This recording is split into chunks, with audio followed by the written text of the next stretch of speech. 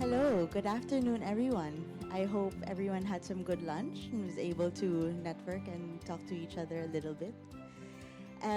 This afternoon session is How Events Drive Sustainable Tourism Awareness. Welcome to all of you here. Just making sure that for those who need the live translation, please make sure to set your conference room to C. So we are in room C. So just to make sure if anyone needs it, this afternoon we have an all English panel, so it will be easier for those who need the live translation. Thank you. So once again, welcome. Hello, everyone. My name is Patis, and I am the Director for Training and Support from Green Destinations, and I will be your moderator for this panel. Today, we will explore how events, whether cultural or business, can become powerful platforms for sustainability, local pride, and innovation. From theater traditions to circular design, from business events to the Good Travel Events program, we will see how meetings designed with purpose can drive environmental stewardship, strengthen community connections, and inspire long-term change. Our first speaker for this afternoon is Elizabeth Boone. She is the Assurance Manager of Green Destinations, and she will introduce the Good Events Approach, a tool to help events align with international sustainability standards. She will outline the structure, themes, indicators, showing how organizers can assess and improve the impact of their events. She will share insights from pilot events in Hungary and Slovenia, highlighting lessons learned and practical applications. Ladies and gentlemen, please welcome Elizabeth Boone.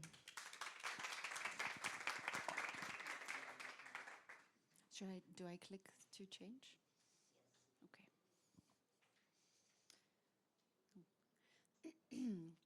Okay, hi everyone. So once again, I'm Elizabeth. I work for Green Destinations, and I'm going to present this very, very new tool that we have just piloted with two events.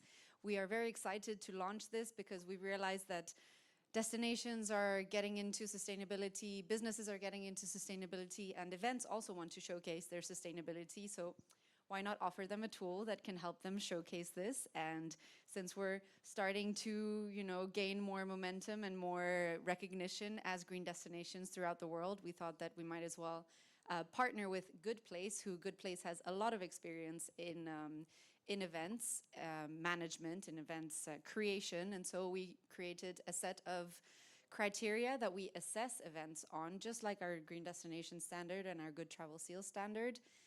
But just a tiny bit different. So I'm going to explain very briefly because I know that my time is short today and I don't want to bore you too much either.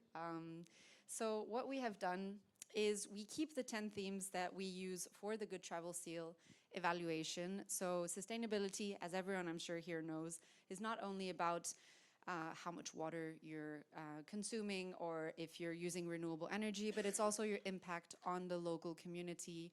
It's about good employment. So do you respect the people that are working for you during this event? If I'm talking too fast for the translation, please let me know also. Je peux aussi le faire en français. And also caring for culture, because culture is also very important and it's an important part of a destination and it's an important part of sustainability. So what we do with these events is that we evaluate them, and then afterwards they receive an award depending on the percentage that they have received after the audit. And so this is also still following a very similar structure to the Good Travel Seal.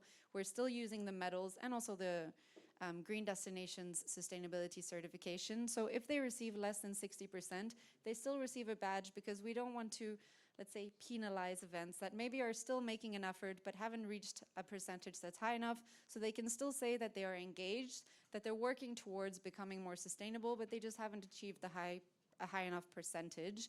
And then we have bronze, silver, gold. You can see the percentages here. So depending on what they get after the audit, they receive this badge and they can showcase it for a year.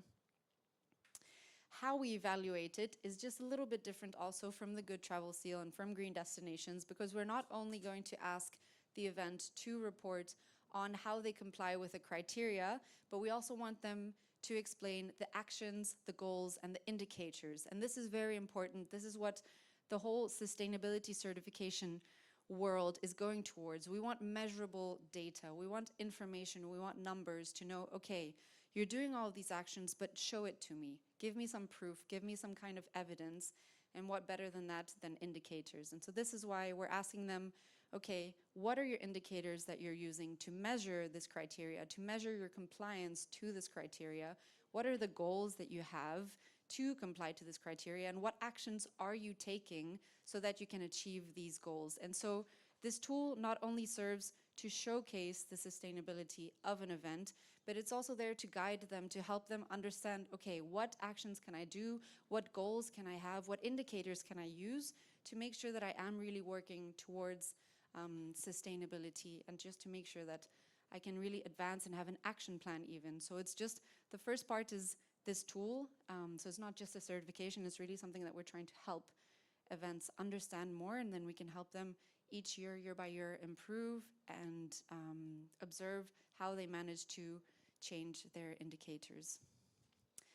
So we did a pilot on this tool. It's very new, it's very fresh. We've done 2 events at the moment. One of them is Valley of the Arts in Hungary. You have the website, oh, you can't see it, I'm sorry. You can just Google it as well, Valley of the Arts Festival. It's a huge festival that happens in Hungary every year. And they were fantastic. They have so many initiatives that are taking place. They really, really take care of their environmental impact. They make sure to involve the local community. The local food and crafts are also involved, and it's the whole village that is involved in this festival. So it's not just a festival that comes, plonks itself down in a destination and says, we're closing it off, you have to pay to access. No, it's through the whole village. You can walk around, everyone is involved, the local community is involved. And so we went, we evaluated them, they gave us feedback as well, because that's also very important for us when we're starting with a new tool. We need to know how easily an event can use our tool, if there's something that we need to change, if there's something that we need to adapt, to make sure that our criteria are really in line with what's happening in the field. And so they received the Silver Award, and here are just some very nice pictures that they sent, so you can kind of get the vibe. Very, very laid back, very community involved, connection with nature. And so the second festival, the second event was then with our partners in Slovenia. So we had Soka, I don't know if it's Soka or not, so if someone, Socha, thank you, Socha, yes. Oh, and we have our auditor here, Maya, thank you. So, Socha Festival in Slovenia, and this is more of a sporty event, so it's running, and it's again, including the local community. This is an event that doesn't just happen at one moment in the year, but they have a lot of activities that take place throughout the year leading up towards the event. And there's also a strong focus on nature protection, because you're running through nature, or walking. If you don't feel like running, that's also fine. Running's not for everyone, but you can still participate. And so that's, you know, connecting to nature, going back to this connection that sometimes we're losing a bit in this day and age of technology. So just coming back to your roots, coming back to this connection with nature. And they really promote the access through public transportation, so encouraging participants to come through by train, bike, walking, etc., etc. And they even have accessibility measures that are top-notch. So this is the second event that we evaluated, and they also received the Good Events, silver medal. And I again have some pictures so that you can see. So it's really, it's not just running on a track, it's really going through nature. You even run through water, and then you can go swimming in a lake. It's just a wonderful experience. So we also got feedback from them so that we can improve. And we are also now working on a scan, because all of our tools, all of our certification tools also have a scan to prepare events, businesses, destinations, activities for the certification that we offer. And so it's a free self-assessment tool with around 25 questions that relate to the criteria that we will evaluate them on during the certification. And so it's just a way for them to kind of get a jump start, kind of get a better understanding of what we're going to ask them about. And so that's something that will hopefully be launched October, end of October, I think. And so we're very excited about that. And that is the end of my presentation. I went very fast just to try to keep it short. Thank you. Questions now or after? Thank you very much. Thank you very much, Elizabeth. For our second presentation, we have Arzu Kutucu Özenen. I did good. Oh, thank you. Who is the chairperson of Yesil Valleys Association for Responsible Tourism from Turkey. She will share how Bursa Metropolitan Municipality created a sustainable event management system.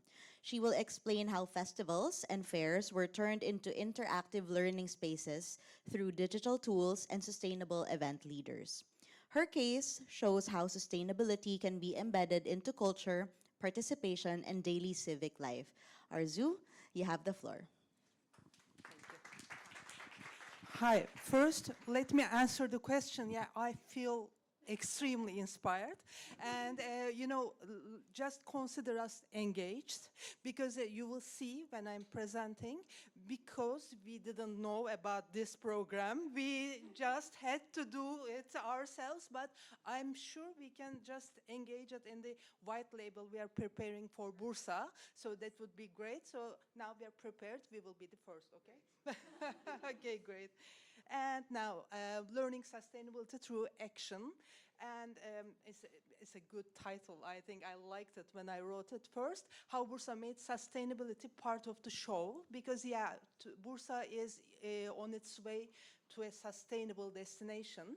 But we chose to start from the very beginning. So to just how to teach all the staff and all the partners about sustainability. They knew about sustainability, but they understood that they knew nothing, because it's only when you do something hands-on, you learn about sustainability. And I think events are the wonderful opportunity to do that. And first, it's a pioneering municipal model. It's the first in Turkey.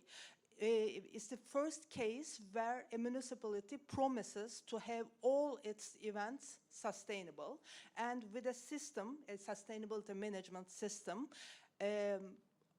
developed by all the partners, all together with all participation possible. We have all the indicators. It's like a checklist. It's based on GSTC MICE, but GSTC MICE and all the indicators in a checklist, so it's like 200 questions or something. And then when we saw that it's 200, it's like an encyclopedia. Yeah, yes, you understand? So we just thought about how we will just eliminate it, because the festivals, the events differ from, we have very small events, we have very large events, like 750,000 people events. So you will see in the coming slides, but we are now engaging AI in the process of eliminating the questions, so that preparing questions, checklists specific to all the cases. And it's aligned with GSTC MICE criteria. We did a lot of training, capacity building. First, we trained 120 staff, and it was about basic sustainability, and it was all about our own cases in the municipality, so that they could just criticize each other, or let's say they saw where the opportunity arises to just make it better.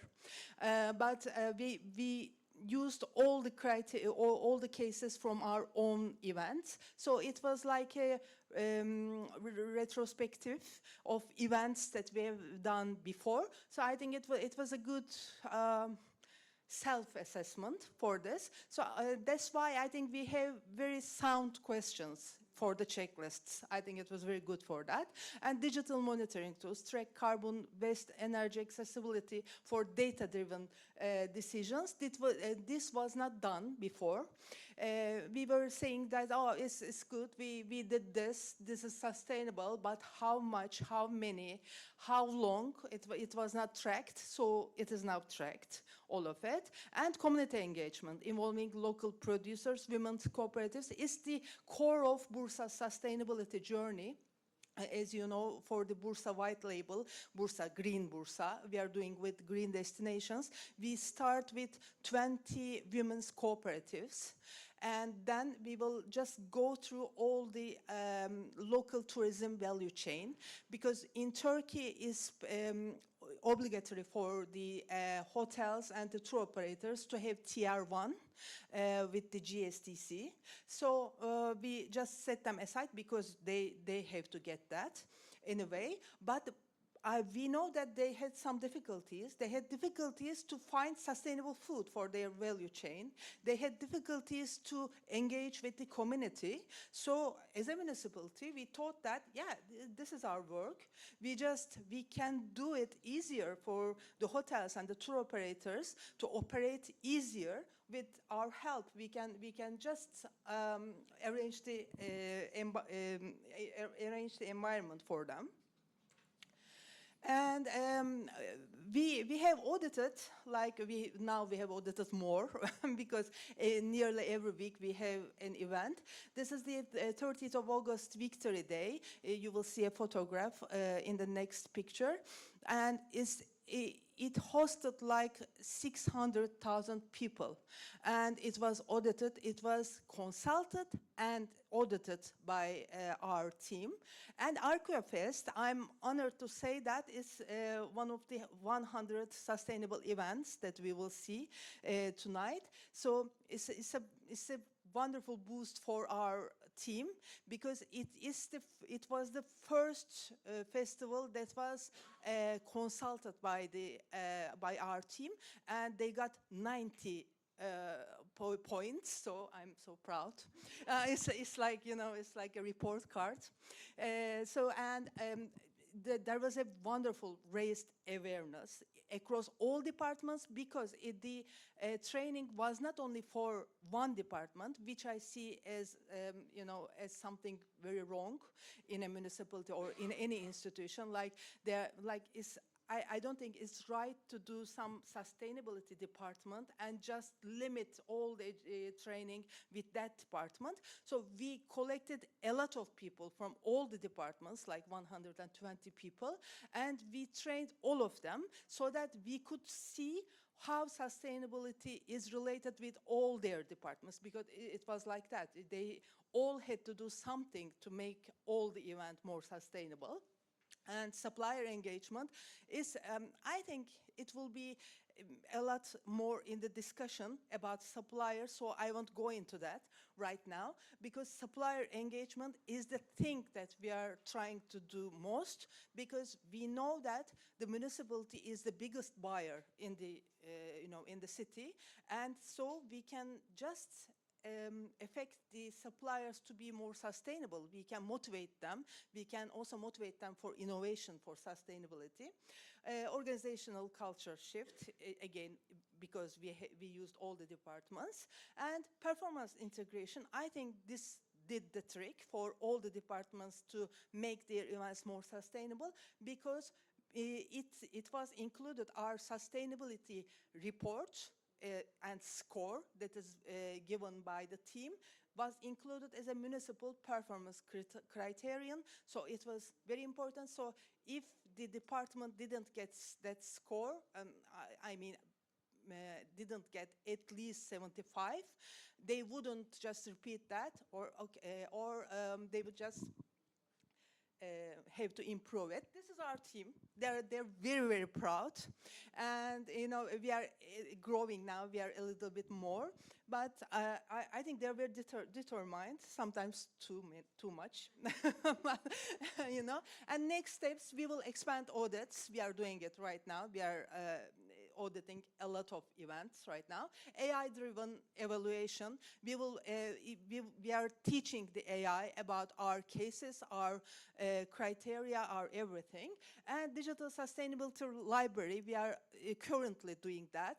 I think it's very important, because they have to read about cases, they have to read about all the document related to sustainability. And user-friendly training resources, they are very simple, because we are now we have partners from villages, we have partners from women's cooperatives, and we have to give them as simple as it gets, and we are doing that right now. And community and supplier engagement.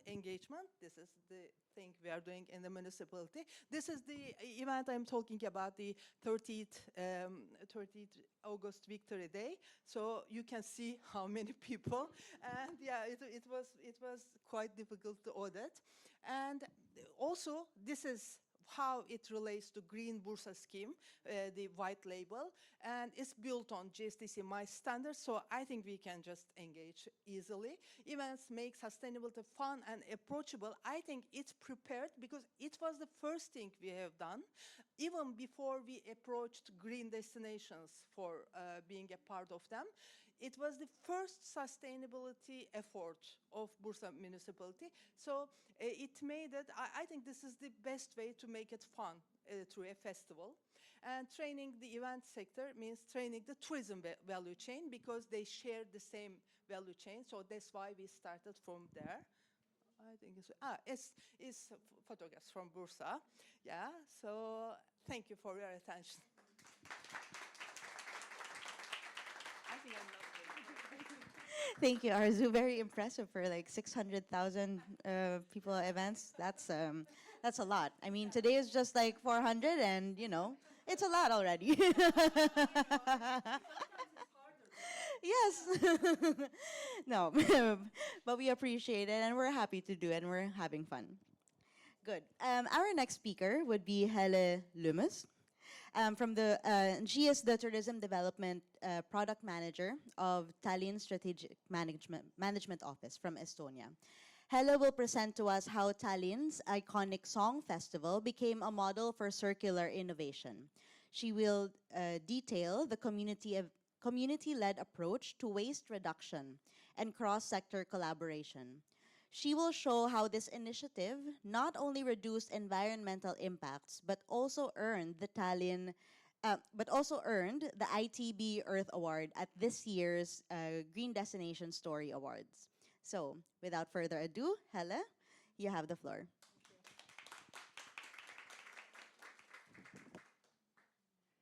So, hello everybody.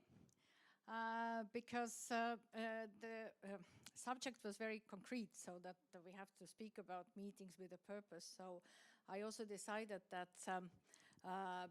we do a lot of work beyond the stage. And also, I think the green transition and also the sustainability is a very important topic to all of the destinations and DMOs and the people who are in the tourism sector. My last 3 years has been full of certification systems, criterias. This year I had the honor and opportunity to fill 2 GDS index green destination certification criteria, so over 200 criterias with a lot of information to be filled. I started to realize that I think though all of those wonderful actions that we do, it's only now we are on the road where we don't have to go back, but only further. And why we decided that our Pride event, which is also UNESCO Heritage Song Festival, it's one of the most important, our local culture event in our country. So we gather there singers and dancers, so it's like really maintaining our national heritage. We did it also during the Soviet time, so it's called like silent resistance to those hard times that we had these 50 years. And we survived thanks to singing those songs and dancing our national dances with the costumes.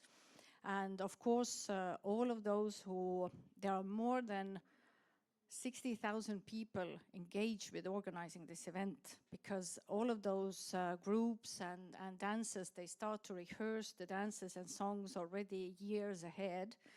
There is an election process, so it means that not every choir can sing in this festival.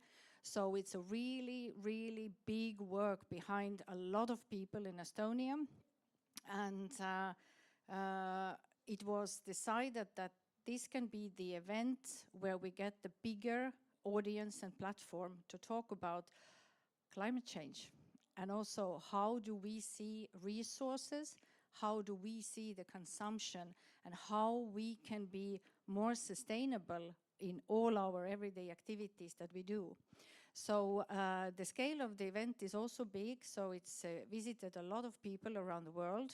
Also all the Estonians who live in Canada or in United States, they also come back home these summers and enjoy the dances. And before the COVID, we had Song and Dance Festival 2019, and you see also the figures, because this was the time when we enjoyed a lot of plastic fantastic world.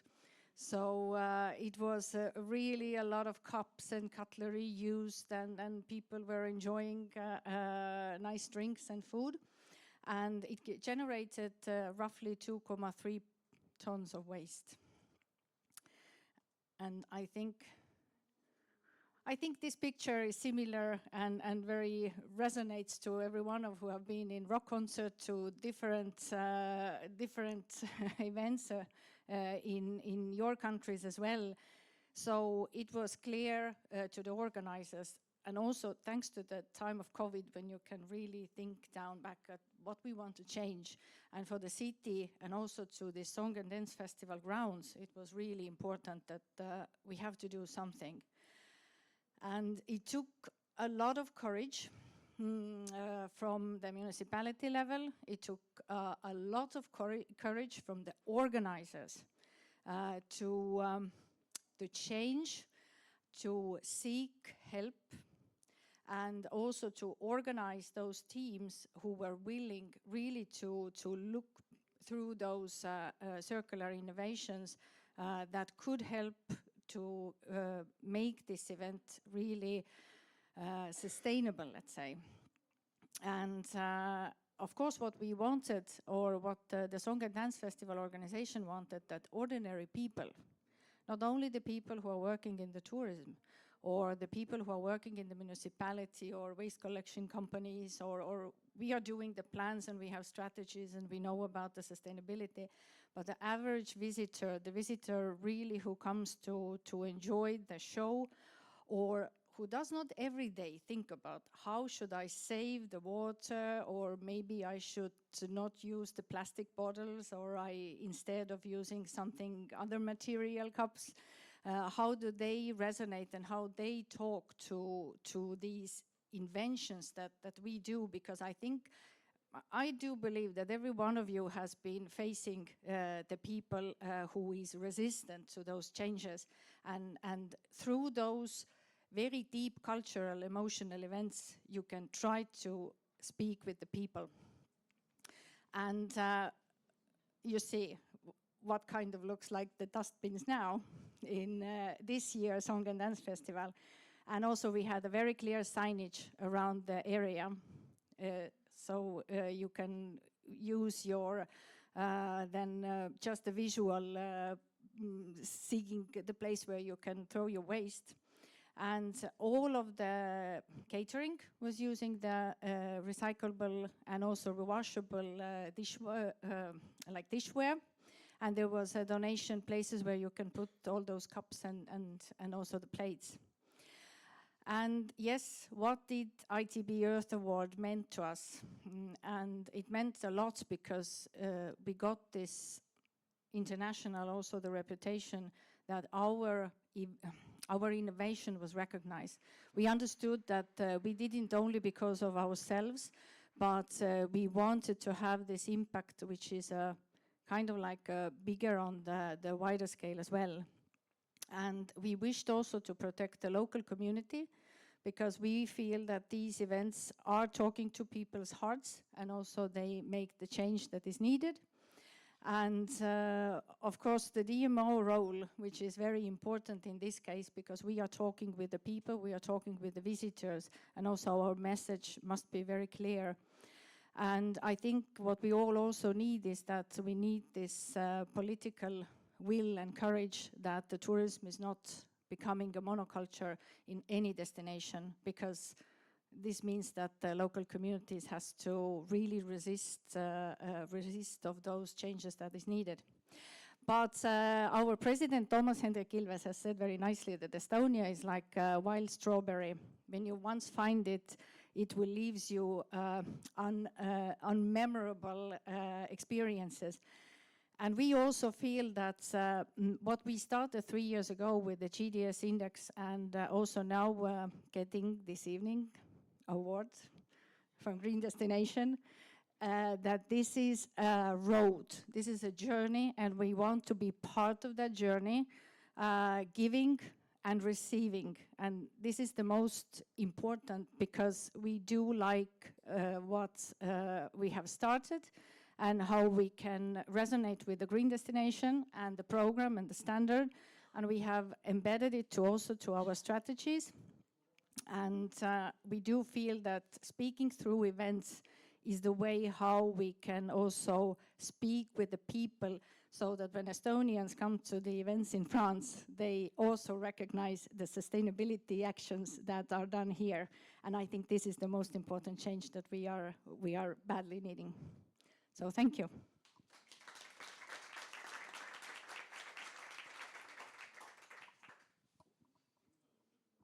Thank you very much, Hele.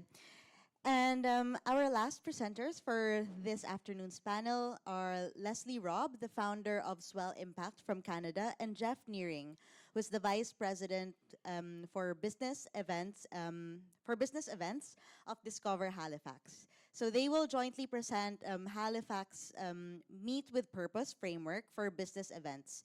They will show how sustainability, community engagement, and local impact are now central to the event strategy of Halifax. Their talk will highlight practical tools, partnerships, and replicable models for turning events into lasting legacies. So, Leslie and Jeff, please.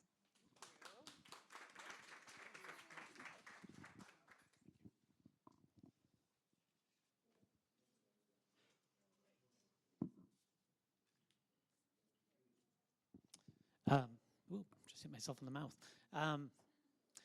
Canadians are known to be incredibly friendly people, but I'm realizing today we also don't have good memories because we're both using cue cards this afternoon.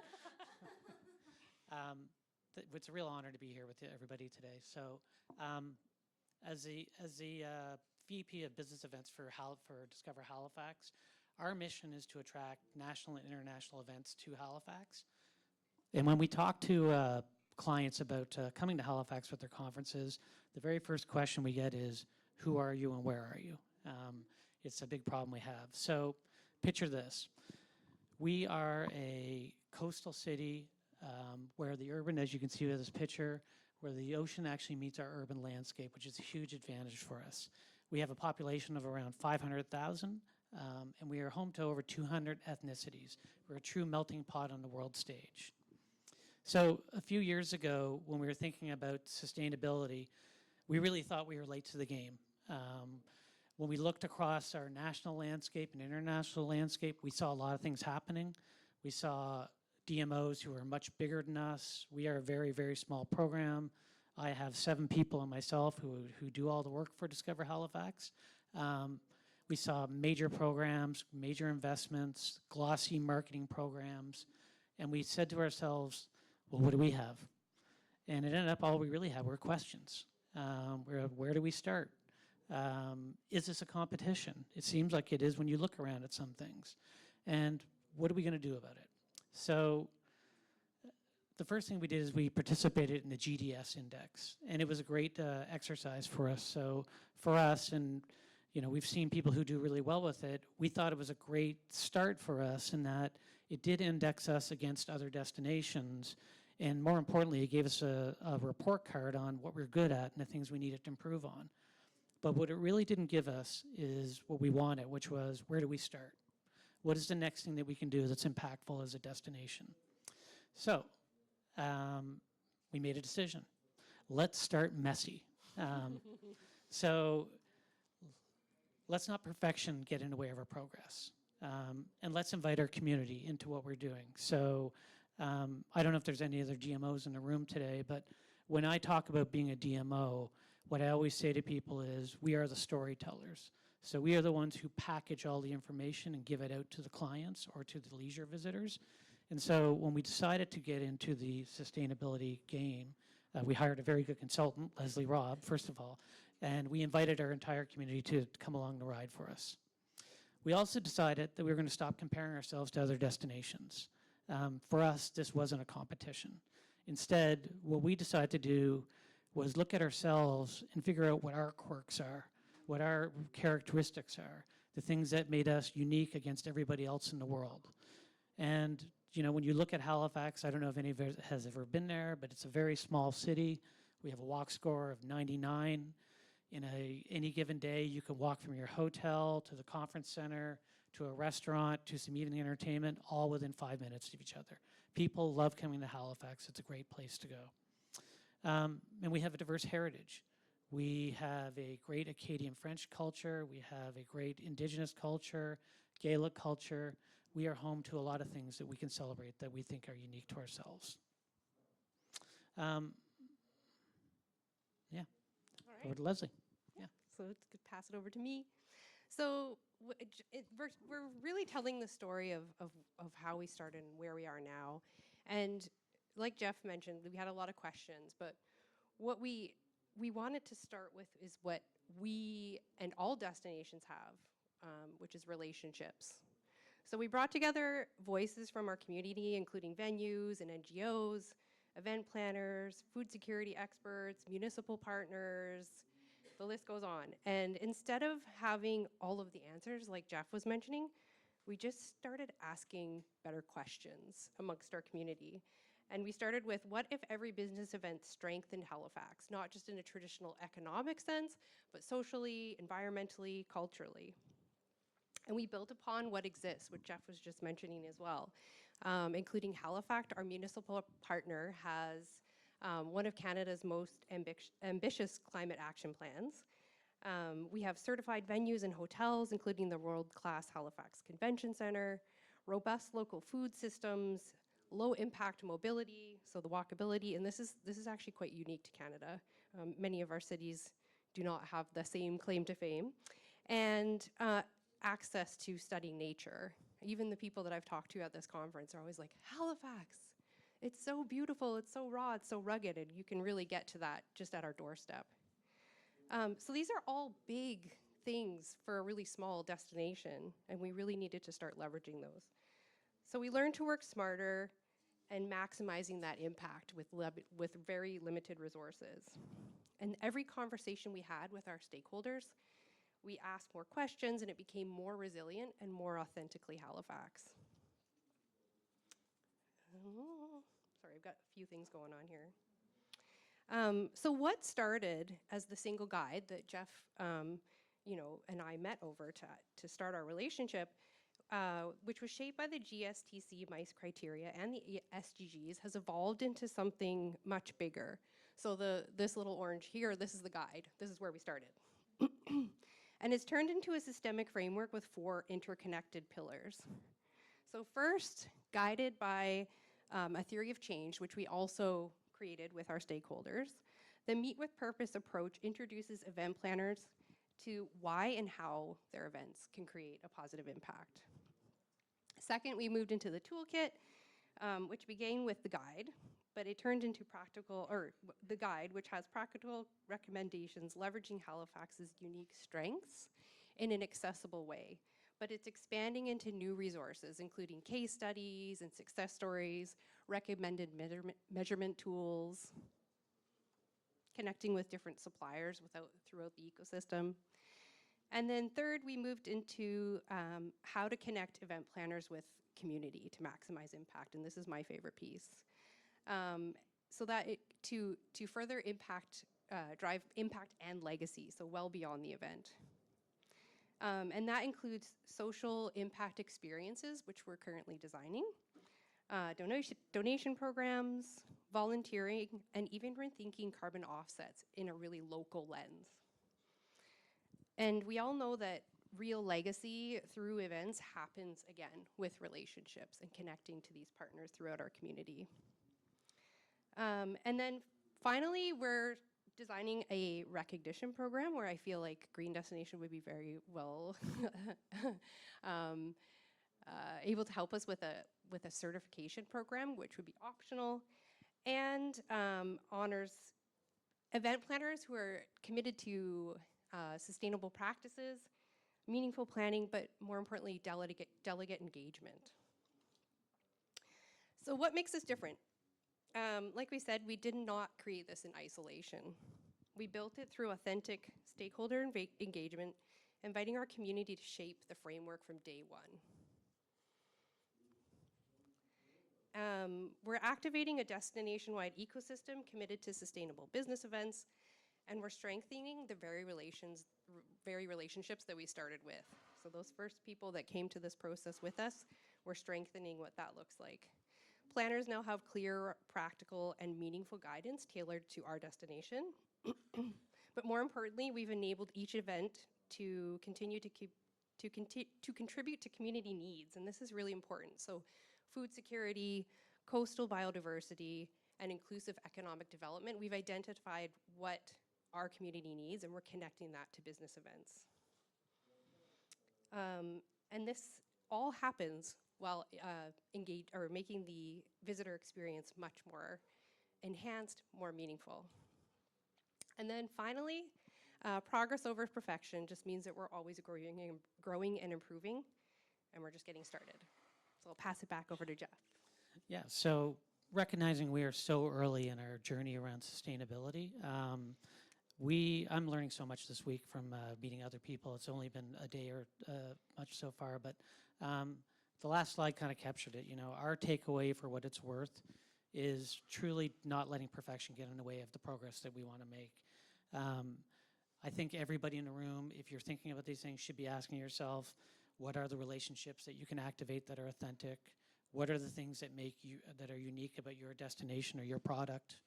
And what are the imperfect things you can do right now? So when Leslie had that chart up there, you could see the sustainability guy was smack in the middle. So that was just a starting point, and a lot of stuff grew around that. So although that we were late to the game, we feel like maybe starting late may have been a great place to get us further ahead.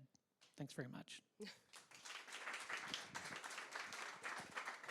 Thank you very much. And now I invite all our speakers up to the front for the panel discussion. So we have some questions prepared for them, and then later on we'll open up also the floor to questions from the audience.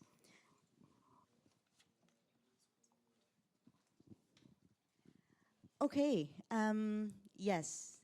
So thank you all for today's presentations. I feel like we have a very, very solid foundation for our panel discussion. I guess my first question, because initially I wanted to ask Elizabeth first, but she's okay. Now you're free.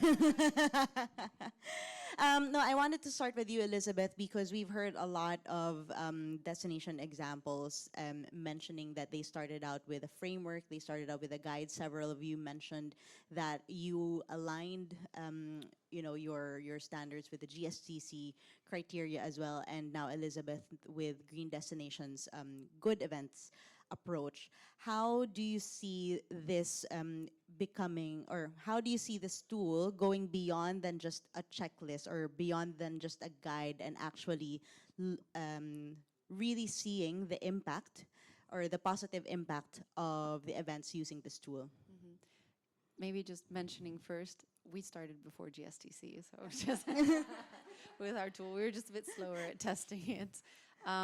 Yeah, it's actually the whole point of the tool that we're creating, and it was very specific from our partners Good Place. They said they don't want this to just be something that you pass through the evaluation, you do the audit, and then that's it. I have my label, great, awesome, I'm going to promote that. It's really, we want to have a tool that can benefit the events and help them really measure more, understand better, and move forward in their sustainability journey. And so this is why we're really working on developing this tool. So we've started it, we've had the pilot, but we still want to get feedback from other events in different parts of the world to really see how it can benefit them other than just receiving this label, this certification. And so I think that the structure that we have, where it's not just saying, yes, we comply with this criteria that you're evaluating us on, but it's also, these are the actions that we're doing, these are the indicators we're using, and these are the goals that we have.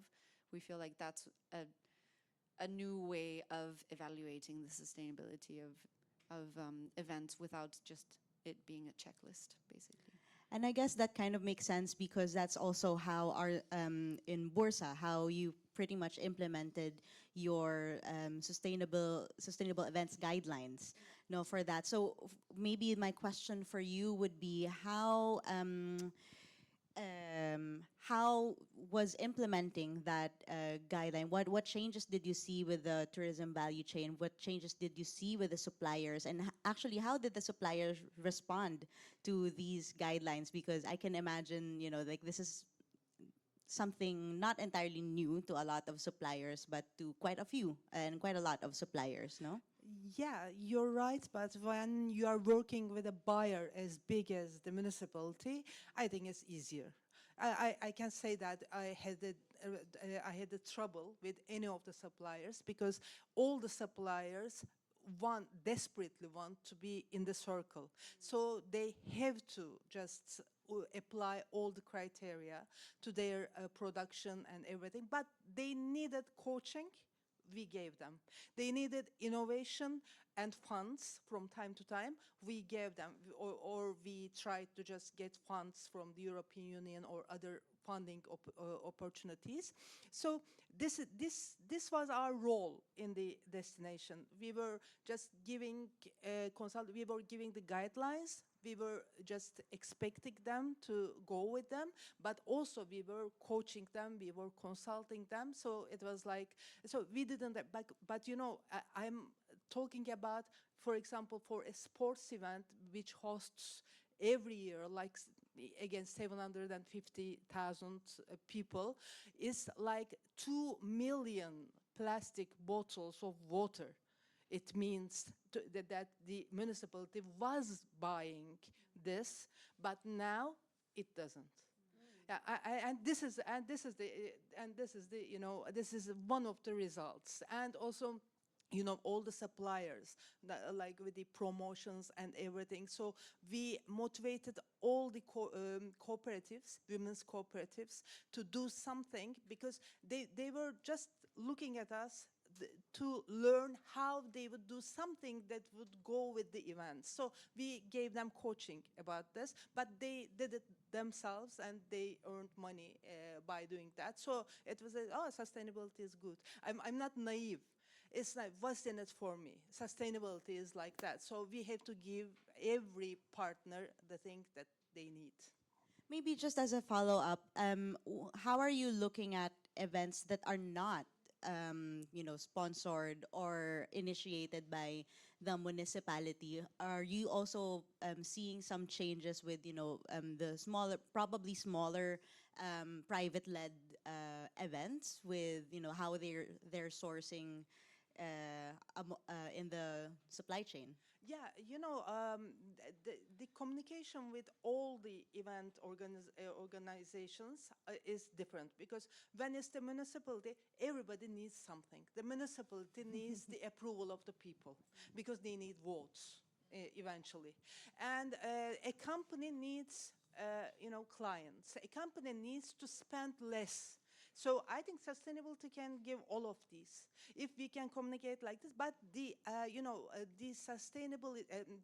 supply chain, which is taught by, which is motivated by the municipality, will also benefit all the companies because they will have companies to go when they need sustainable products, sustainable promotions. I think it's like a big ecosystem, and you're just trying to do it, create a better one with sustainability.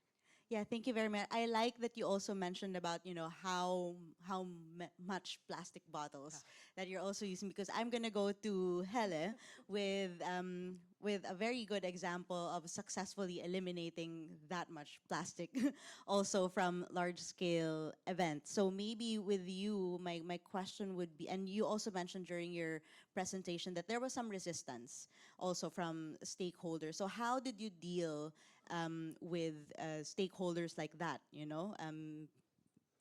I think a little bit similar way as Arsu spoke, that when you have an idea, you need to find your collaboration partners and you have to offer them also something. And also, when we talk about eliminating plastic like this single plastic tableware that are usually used on those big events, it was also that when we turned to this recyclable plastic that can be washed and many times used during the event, we also created the system to help companies to build these systems. So they were able to get European supports, grants, so that this is innovation. And this innovation is used to the better cause.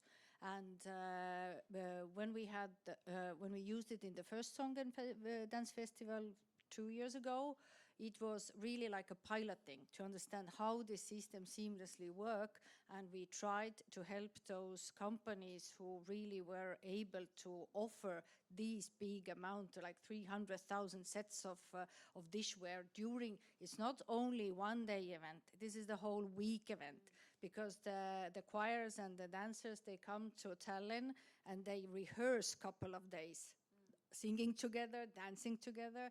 So it's a lot of people during this week in the city, in this event. And now this year everything was, because I was also myself volunteering there in the soup kitchen, so I was watching all how it went, and it was already really very much better. But it's really so that you have to offer, it's not only that we are taking, but we are also giving. And then when the companies and your collaboration partners see that there's a mutual benefit, then it's easier to engage. Yes, definitely. And with that, I go to our Canadian folks over here. Yes, go ahead, please. Yes. I'm so sorry. But also, the municipality opened up a factory for recycling the bottles. Sorry, a what? The factory. Okay. Yeah, for recycling the bottles to pipes for the agriculture. So it's like this circular economy, and they can see that because they know that if there is still plastic use, we can use it for them, and you can give it to the tourism value chain again, like a circular motion.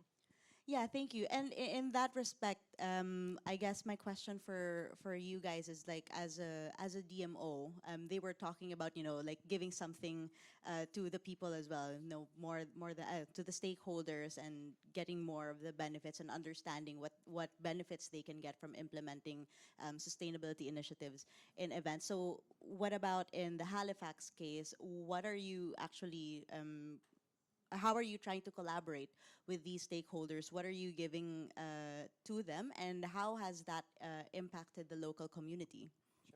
Sure. Because I'm Canadian and I'm nice, I'm going to let Leslie start because this has really been her work. So I'm going to let you talk about this, and maybe I'll add at the end. Yeah, so benefits for the stakeholders. I mean, for the event planners, you know, we're really inviting people to come to Halifax and enhance their experience, really have them enjoy the city itself, but understand what those local needs are and how their event can contribute to those. So we're seeing a lot of initiatives around food recovery programs, so that there's no food waste, and that goes back into the communities that are, you know, Nova Scotia has one of the highest food insecurity rates. So we're making sure that we're addressing these local needs. Yeah, and then we're coming up with some experiences so that social impact experiences, so that it becomes embedded in part of the event. You know, we're not just sitting in meeting rooms, but we're going out into the community, maybe to a local conservation area and learning about that. So just really giving them a taste of the region, and enhancing that experience as well. Do you want to add to that? So I want to add on the experience part of it. So DMOs across the world write checks to get events to come to their destination, and we do that too. And so we try. Well, we do if we have to. But what we found is when we look at sustainability, that offers us actually a competitive advantage over other DMOs if we do it correctly. So instead of just writing a check to someone, If we can actually understand what the client's needs are and do something that's creates some level of social impact or environmental impact that actually helps the destination and actually helps the conference itself feel like they're making positive impacts and potentially grow delegates in the future. That's a strategic approach that we really want to leverage into, and it's good for everybody. So we're really, really happy about sort of where we're going with that side of it. Yeah. Yeah, thank you. And before I open the floor to questions from the audience, I guess I want to ask everyone here in the panel, no, like from your experience and from all the events that you've run, how can you make events have a lasting impact, to the local community beyond the economic impact? How do you make it go beyond the one-off thing, maybe for the delegates themselves or even for the local community? I would say, with a lot of the work that we're doing to make those connections with event planners to the local community, we have experiences and programs that they can participate in as soon as they come to the city, but we also welcome them to design their own initiatives that really match their values and have some shared values with the destination so that they can come up with a impact, which is more short-term, or a legacy program, which is more long-term. I also think that a big piece of this that we don't really talk about a ton is the delegate experience, for sure, so that when we're gathering in these spaces like we are today, we're learning so much. We have the opportunity to sort of change mindsets, spark ideas, and that is like a legacy in itself that many of these event planners will go on and maybe what they learned in Halifax will carry on in other destinations, or they'll return to Halifax and contribute more long-term. So that delegate experience, having the ability to speak captively to all of those minds at your event is, I think, sort of underutilized, and there's lots of opportunity there. So when I think about how we can create more impact, it's really around measurement of legacy. And I want to use a specific example of that. So we will be hosting the World Hydrogen Conference in Halifax in 2027. Green hydrogen, yeah. So incredibly excited to host that, and it's going to be a big conference for the city. But the bigger impact is the potential good it's going to do. So green hydrogen is still in an early stage. It's probably going to bring, if it goes the way we want it to, billions of dollars of investment into our region, but we don't have a way to measure that. So when we think about how we position ourselves strategically going forward, it's less about economic impact, which you mentioned, and more about what are the tools we can engage and learn. And if anybody has any, please let me know about measuring the impact of legacy and social impact. It's very hard to add to some here, but I think the question to whom and why we are organizing the event.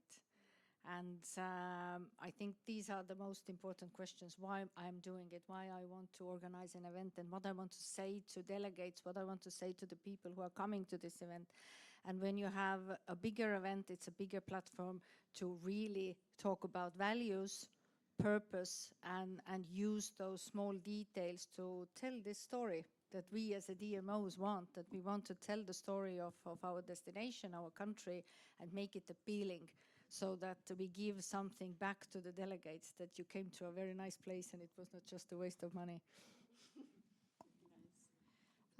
I would say also that we should try and consider the event not as a one-time thing in the year, but actually something that there's a pre and a post event. And so that really considering that and how you can engage the local community and also the visitors, the participants of the event throughout the year, not only at the event. So prepare them for the event, or maybe after the event, if you said, oh, you know what, to compensate your carbon footprint, we're going to plant trees, so they can join in the tree planting after the event. Or mention when they're at the event, you know what, you've come all this way to this destination, here are the other things that you can do, here are the other experiences that you have, that we offer in this destination, so that they don't just come to a destination for a 2-day event and then they leave, but they actually stay, get to know more the local culture, the local community, what other things there are to offer except for this event. And I think then that makes it a lot more long-lasting, and it makes visitors stay for longer. Yeah. You want to add to? Yeah. Thank you. I would like to say three things. First, the ownership of the event, I think, is very important with the partnerships with the local community. If it's owned by the local community, it will go on. It will continue. It will have a lasting legacy.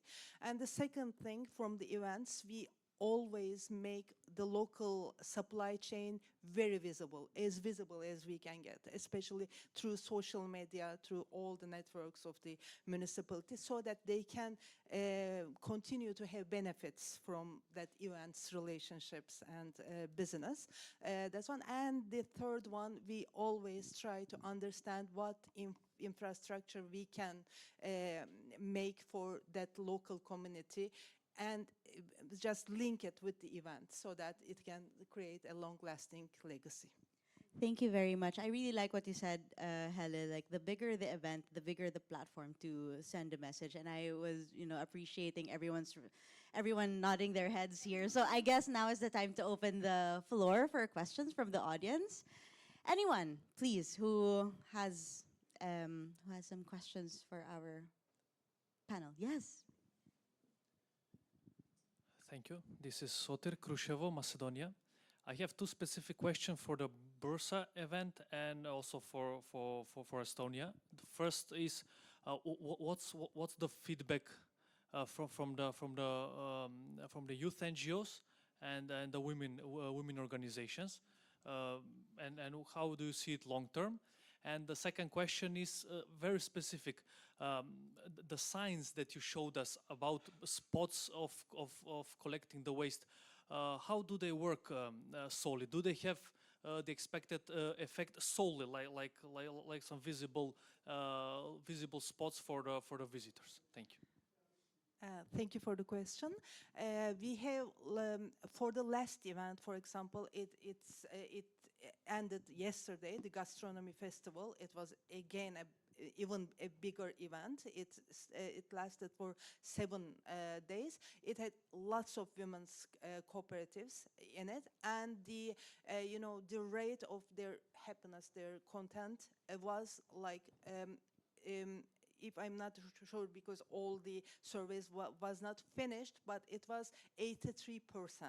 So it was very good because they did lots of business, and also they had the opportunity to make themselves visible. And for the youth NGOs, of course, it differs from event to event. And not all the NGOs attend all the events, but for the youth NGOs, again, for the sports festival, they were extremely happy again, but it was not that time it was not assessed, so we don't have the rate, but generally we have a wonderful participation from the NGOs.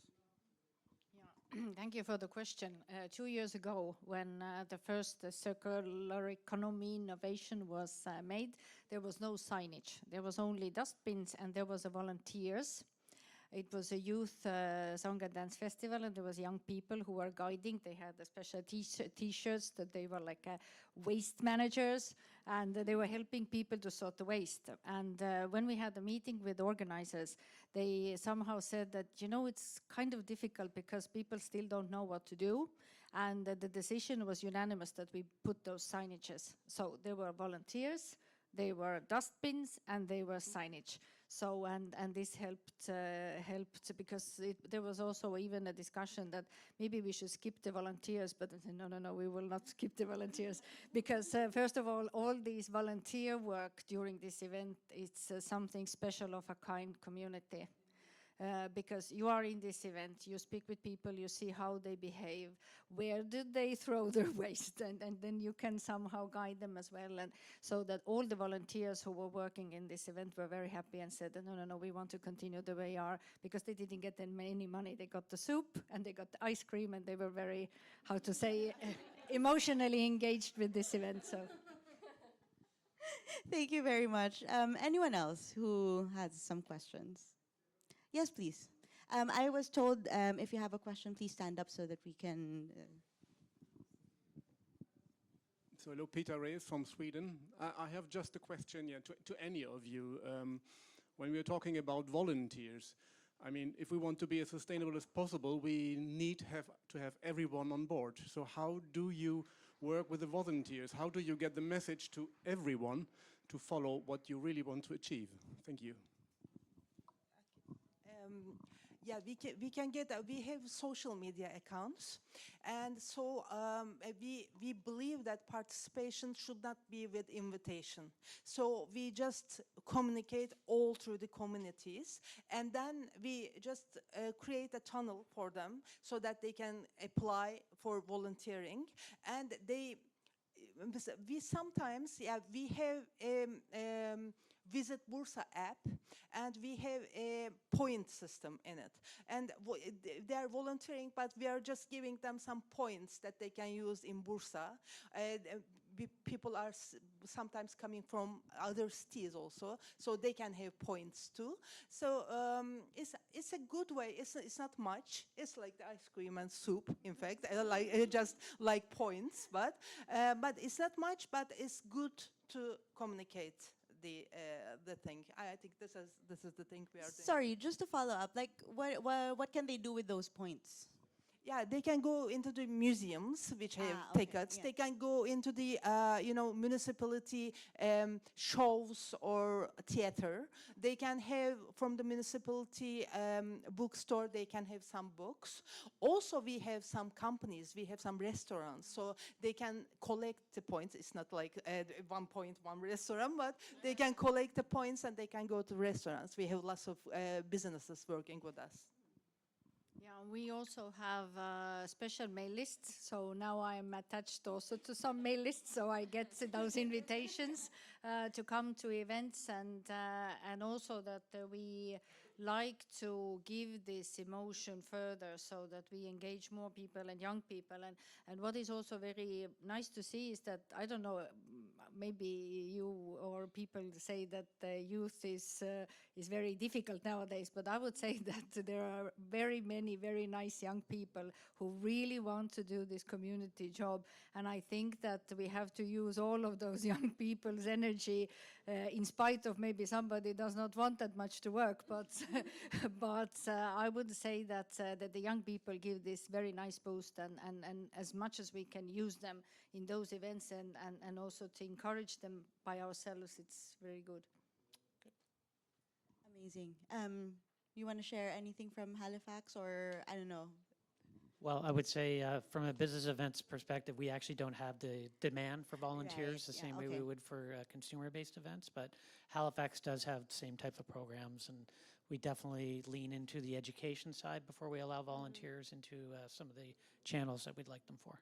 Then maybe I guess my question would for you, and maybe also for Elizabeth, and maybe if you also want to contribute, I'm sure you will eventually. Maybe if Peter's question was about messaging towards the volunteers, what about the messaging for the visitors? You know, how do you engage them to actually follow what your sustainable event guidelines are? Because you've talked a lot about for the suppliers from the destination perspective, but what about the delegates? What about the visitors? How is this message translated in your guides? Whoever wants to start? Okay, first of all, the signage. We have a comprehensive signage about all the sustainability practices and also the volunteers. And I think they are the spirit of the event, and also the sustainability, and also social media. So I think it's the best media to just communicate our message. Elizabeth, from the perspective of a scan, or a standard. Yeah, I completely agree that signing is so important at the event, because then you're proud of what you're doing, you're proud of the initiatives that are taking place. So, and you also want them to follow the recycling. I know it's difficult. People are at a festival and they're like, oh, let me just throw this wherever. So it's very important for the recycling. And so we have someone from an audit that I did in Tarn in France here, and I discovered something that's called a nudge. And it's a very cool concept. It's a way to invite people to be a little bit more sustainable, but instead of, saying like, please only use like one roll of toilet paper, one roll of the hand paper towels, they'll find like a fun way to do it. And so that could be something that's included in events. So for example, to turn off your lights, they'll put like a little owl by the light switch. And so it's like, oh, please turn it off when you leave because the owl wants to sleep. Or, you know, if, or if you want to shower, you know, they'll have like a little dragonfly that's there, like, please only shower for 5 minutes. Or they even have timers on the showers where it starts off green and then it goes yellow and then red when you pass 5 minutes.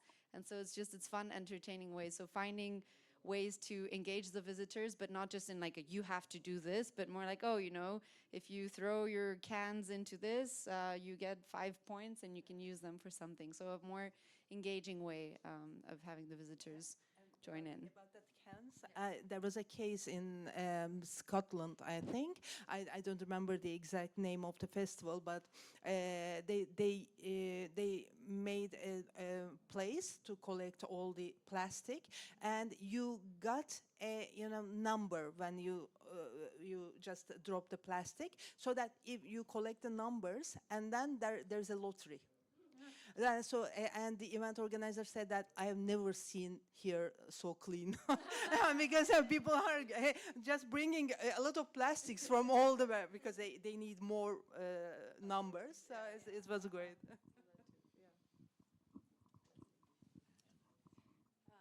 In the guide that we created for Discover Halifax, we do have some, sort of recommendations for delegates to follow, but the key was the awareness around some of those unique characteristics that we talked about earlier. So making sure that people understand it's walkable, that a ferry ride is included with their fare if they use the public transit, making them aware of our recycling and compost systems. Businesses are legally mandated to follow those protocols for waste management in Halifax. So just introducing them to some of those unique characteristics through awareness. And then I really like that Discover Halifax also has, and this is well before I was engaged with Discover Halifax, but they have a Show Your Badge program. So conference delegates can go and engage with the local businesses and get discounts or other perks with their conference badge, which I think is a pretty genius move. Yeah. So we have just so many different channels that we're able to utilize because we're such a small destination. So we have signage at the airport that we're able to use. We have content that we can put in all the hotel rooms in Halifax. We have the Show Your Badge program. But where we're at right now is trying to put that package together around what motivating delegates to be sustainable looks like. So we've started with the guide, and the bad truth about the guide is that we love it and we think it's amazing and we give it to all our planners, but we're having a hard time motivating the planners to engage this into their events. So we think the promotion is a great way and we think education is a great way. So we're on the front end of it, but hopefully the pointy end of the stick at sometime soon. Yeah. Yeah, very, very interesting how communication is kind of like key, you know, to send this out, and that you really have to use very different ways of communicating, different channels, different methods. Very interesting to hear about all of this. Do we have other questions from the floor? No? No, not really. Well, I have one question. One of the things that is not really talked about a lot, especially when it comes to events, hosting international events, I would say, is climate. The impact of our events to climate. So maybe from your perspective and from your experience, how are you trying to contribute to climate action? And yeah. Yeah.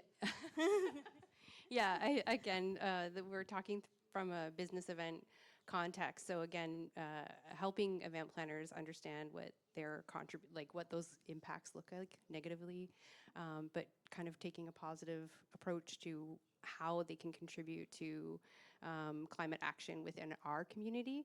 Obviously, we recognize that many of the delegates are flying into our destination, and rather than pursuing traditional carbon offsets, it's great to see when we can integrate some of those community partnerships where they're contributing to projects that are happening locally in Halifax, particularly related to our forests, coastal conservation. You know, obviously we're ocean destination, so this is incredibly important to us. So connecting event planners with nature-based solutions that are happening in our community and will have a direct impact in our community. So not planting trees in Brazil, although that is very wonderful and very much needed. We'd really like to see it happen in our region. Yeah, we have some particular challenges being as a coastal destination, so that's critically important. What she said.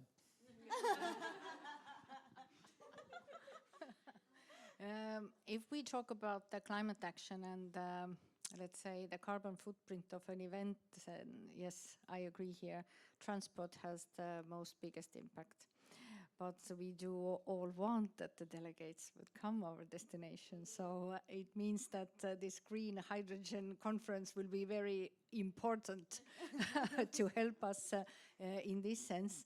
What we did or what we have done during analyzing the conferences, the second biggest impact actually is the food. And we have been very, very much working on this, that our conferences would use the local food. But unfortunately, we are in that climate where from January to March, it's very difficult to get something. Yeah. And yes, and to have to international delegates only potatoes, so it would be very uninteresting. And of course, everybody wants to drink a good wine, so the wines come from far. So, but we have a very young generation of cooks in Estonia. And we have very good trainings together with Copenhagen cooks and schools. So we are trying to find the solutions how to solve this carbon footprint issue in our food service. But with flights, I really hope that your conference will be successful. Oh, but I remember when we had the conference in Tallinn, there was a really, really yummy local wine that we tasted. And we also had like very good local gin there, if I remember correctly, so. This is for the winter months. Yeah, with the Archeofest, we started to measure the footprint of all the visitors with surveys. I think it does the trick because even before that they come to the event, they can see the alternative ways to just reduce their carbon footprint. And I think it helps because we are now adding it to the Visit Bursa application so that they can just measure it from there, assess it from there, and then get points if they reduce it. We are doing something like this now. Yeah, just a quick promotional comment from our event here at Green Destinations. We are trying to calculate the carbon footprint of the whole event. So if you haven't filled out the survey, please do. Just a side note. For reminding me. I was about to say that after she said it. So. And yeah, I would say that it's also about making participants aware, because it's true that we all know we know the word carbon footprint, but we don't really know like how is it calculated, what is included, what is not included. And so I think that just, inviting participants to fill out a survey and then showing them, but also not showing them like your carbon footprint is 50 tons. You'll be like, okay. And so it's not, showing them in, again, this kind of like graphic, more interesting way so that they really understand the impact and then can try and make an active choice. So showing them, okay, this is the issue. This is where the highest footprint comes from, is mostly travel and then food. But then what can you do to try and reduce it or to try and compensate, or instead of offsetting, Albert likes to use the term insetting. So, finding projects that are within the destination that you can help to minimize this impact. Yeah. Great. Thank you very much. Are we sure we don't have any more questions from the audience? Because because if we don't have any more, then yes, please. I'm so always happy to entertain more questions. Please stand up so that we can. Thank you. Arnaud from France. Just one quick question. How do you manage those points? Just want to know, is it easy? How many people is in charge? Involved those points? It's easy, don't worry. But it's, the problem is who will finance it. That's the problem. And that's why a Visit Bursa application is something like that. We are collecting all the companies, all the businesses, local businesses that want to advertise themselves in the app, and they do it like a barter. They give some free stuff, and they are in the application. So we collect the free stuff, and it's our marketplace. So they collect the points and get it from the marketplace. It's like that. So we don't spend anything, guys. It's a good thing. Yes. Well, then, I know it's been a long day, so thank you for sticking out and staying. But with that, I would like to formally close the panel. So once again, thank you very much to our speakers. Please give them a round of applause.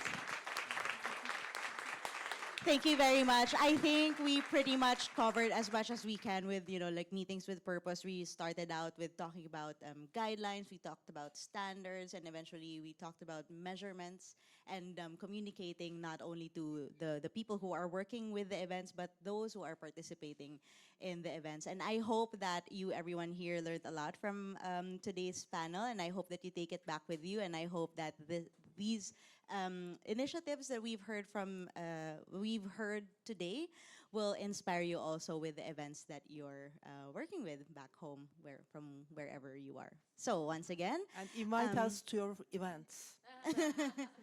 So once again, thank you very much. Just some final reminders for tonight's gala dinner. If you are joining, please arrive before 8 o'clock. No, because we will have to close the doors by 8 o'clock for security. All right. So yes. Yeah, no, but before, like we will close the doors at 8. Yes. But be there as early as possible. Yes. Yes. But not now. Not now. At 6:30. 6:30. Yes. All right. So thank you, everyone, and we'll see you later.